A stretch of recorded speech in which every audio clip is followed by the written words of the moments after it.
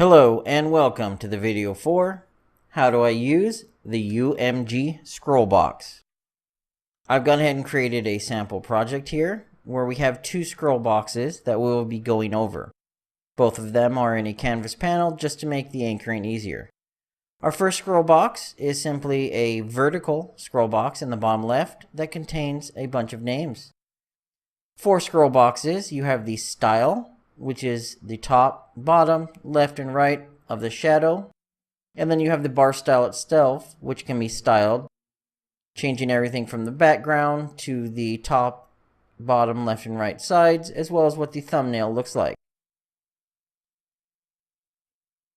The next section we have is our scroll itself. You change the orientation, vertical or horizontal. Change whether the scroll bar itself is visible, collapsed, or any of the other visibility options. You can choose whether you consume the mouse wheel event when you are scrolling. This allows you to scroll or not with the mouse wheel. Then we have the scroll bar thickness. The scroll bar is this item on the right, and we can change this to, let's say, 10 and 10 to make it thicker and easier to see.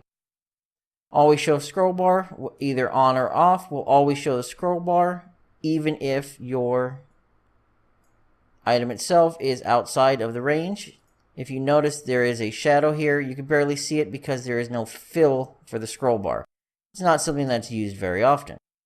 Now if we go ahead and run this demonstration, you will notice down here in the left corner we have our list, and we can scroll up or down through our list of names. For our second example, this is a level select. We have the same thing set up, except the difference is we have a horizontal for the scroll bar itself. If we run this, you'll notice that we scroll left to right, and of course everything is interactable, and we can scroll with the scroll bar at the bottom. You will find that scroll bars are very handy when you need to put a lot of stuff and you don't have enough room. For example, our list of players is handy.